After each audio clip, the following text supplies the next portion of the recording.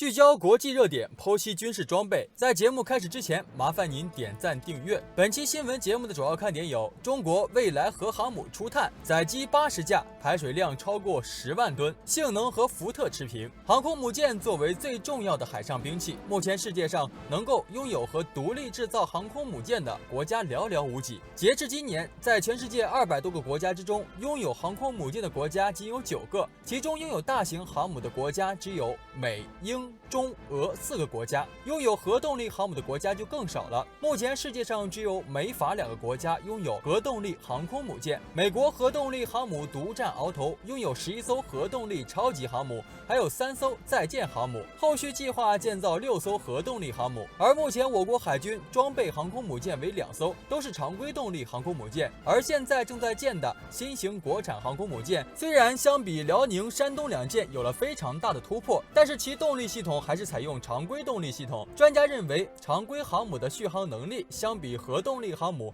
差距较大，一般的常规动力航母的海上航程大概在8000到1万公里以上，中国的红海贸易补给线就远在几千公里。如此遥远的距离，常规航母等到达地域之后，舰艇的内部油料也会所剩无几，因而无法长时间的保证我国海上贸易交通线的安全。但是核动力航母就不存在这个问题，续航距离相比常规动力航空母舰来说近乎于无限。以美国现役的主力核航母尼米兹来说，采用核反应堆的尼米兹可以连续的在海上航行50年不靠岸。不过这也是理论上，因为航母携带的其他的物资如食物和弹药什么的，最多能够确保90天的用量，90天食物吃光了就得停靠补给，如遇特殊情况则可以用补给舰进行生活物资补给，航母的续航时间可以大大的提高。据报道，核反应堆1公斤铀可以产生2000吨重油燃烧出来的热量，可见其恐怖的能量转换效率。除了这些，核动力反应堆占据的空间也是非常狭小的，不像常规动力航母的动力系统需要加装排气道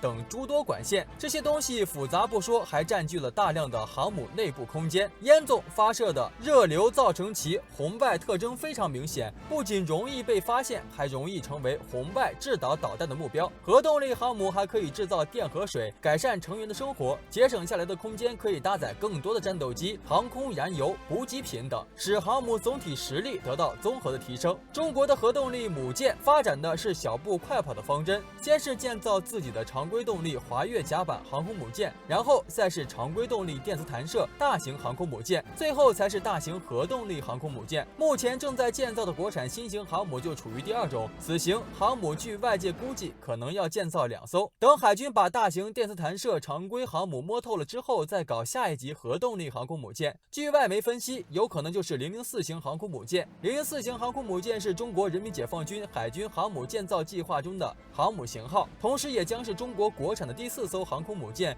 也将是国产第1艘核动力航母。004型航空母舰将是前一型国产新型航母的迭代型号，与其一样，还是采用平直甲板加更成熟的电磁弹射器配置。不光如此，004型核动力国产航空母舰将成为中国建造的有史以来吨位最大的航空母舰，总排水量高达11万吨，超过了美国的尼米兹级核动力航空母舰和福特级核动力航空母舰。而随着中国综合全电力推进系统的改善，并且可以产生足够的电力为定向武器和电磁炮提供充足的能量，预计这一型号航空母舰将建造4艘。004由于其庞大的排水量和宽裕的内部空间，可搭载80到100架左右的作战飞机，数量超过美国福特级的75架舰载机数量。核动力系统可能采用4座核反应堆，功率达到25到28万马力，驱动004以每小时30节最高速度前进。而福特则是采用2座大功率 A1B 核反应堆，可以让福特号在海面上最高跑出32节的速度。004舰载探测系统也有可能和美国福特级航空母舰一样，采用 DBR 双频相控阵雷达。中国的双波段相控阵雷达技术和美国同处于同一水准线。舰载机方面004将来可能装备50至70架隐形的5代舰载战斗机，6到8架空警600预警机，还有数十反潜直升机以及10架以上的隐身无人机。舰载战斗机可能是以后性能成熟的 FC-31隐形战机。这种飞机相比歼15来说，体积小，重量轻，可以大量的携带，更重要的是性能优秀，和美国的同款5代机基本上性能持平。不过也不排除歼20上舰的可能，毕竟004机库的空间要比我国现役的航母大很大，因此配属1到2个歼20战斗机中队也是合理的。不光有舰载战斗机，004还可以搭载攻击11隐身无人机，由有人战机操作指挥，可以充分发挥无人机集群作战的优势。而美国的福特号在舰载机数量上则可能落后中国004不少，福特可搭载44架 F-35C、7架 EA-18G 咆哮者战斗机，剩下的都是预警机、直升机、非作战飞机。因此在质量和中国战机相同的情况之下，在数量上就被我国004航母全方位超越。综合以上分析数据，中国未来的核动力航母在综合实力上和美国福特级核动力航空母舰持平，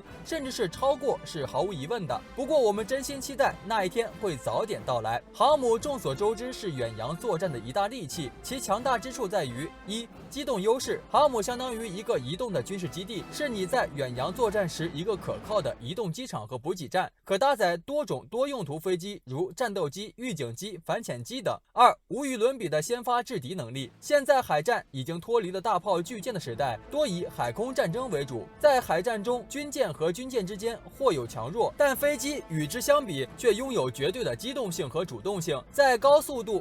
度、速度以及进攻能力和侦察能力上，飞机都要完治军舰，所以近代的海战成为了夺取制空权的战争。在海战中夺取了制空权，也就夺取了这场战斗中绝对的主动权和优势。三、强大的攻击力与对空防御力，这点就联系到了上述第2点中空对舰的绝对优势上。军舰在飞机的面前防御相对薄弱，一个明显的一点就是空舰导弹的射程要大于舰空导弹。通俗一点，你打不到别人，而别人可以打得到你。在航母、舰载战斗机的作战半径内，任何敌人都会被先发制人的消灭，而一个没有航母的舰队很难在航母的作战半径外对其发动有效打击。做个比较，这个特点就会让你有一个很直观的认识：美国尼米兹号航空母舰上的超级大黄蜂战斗机携带的鱼叉导弹，可以从1000千米的距离外对敌方目标发动攻击。如果我们的鹰击系列算射程500好了，这样直接一对比的结果是在进入自己的作战范围之前，你可能已经看到了一枚导弹飞到你眼前。一个成型的航母编队，其打击力和制空能力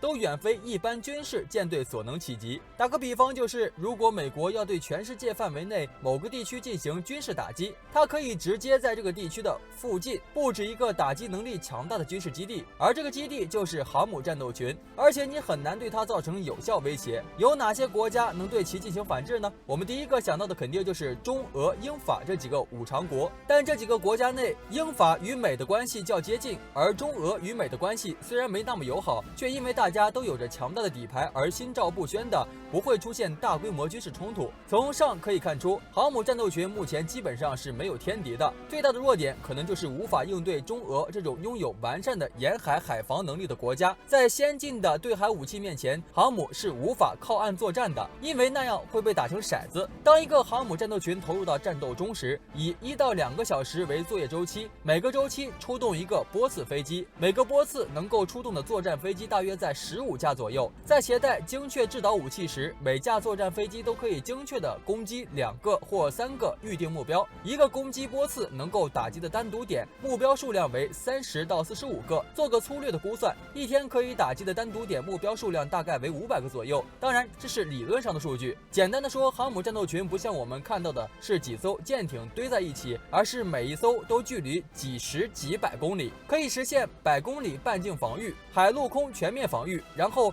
攻击基本上就是舰载机搭载对地攻击武器。航母上的舰载机不过，但是可以循环的起飞作战，必要情况下可以每天1000多架次，而每次携带的炸弹、导弹都能够对指定的目标造成打击。一般航母作战群开过去的时候，都是有事先侦查过的地面数据，到时候就是直接放巡航导弹，1枚导弹移动大楼，要求高的可以再补1枚。而飞机舰艇携带的巡航导弹数量是很可观的，很多都是数据早就有的了，只要在战斗时输入即可，等于是航母开过去就可以开始攻击，一波攻击过去，基本什么雷达站、导弹基地、地堡啥的都清理的差不多了，然后结合侦察卫星等等，确保地面防御能力不在，到时候再少量地面部队就能够进行清扫。当然前提是对这个国家进行军事打击，而航母的防御体系导致被攻击对象无法进行攻击，或者无法攻击能力不足，这也是很多国家大力发展航母战斗群的作用。而航母本身的攻击手段多样，航母本身属于一个战斗指挥中心，攻防一体。对于一些小国，例如朝鲜这种，只要美国下定了决心，基本就是航母开过去，巡航导弹全部打过去，一波就基本使朝鲜没法反击了。后面就是陆军登陆作战，空军火力支援。当然对于大国就不好使了，一个大国也有航母战斗群，一个大国有各种航母杀手武器，或者简单的远程饱和攻击。现代战争已经不是以前多少兵团的战斗了。好了，今天的精彩内容就先到这里，喜欢的朋友们记得点赞，咱们下期再见。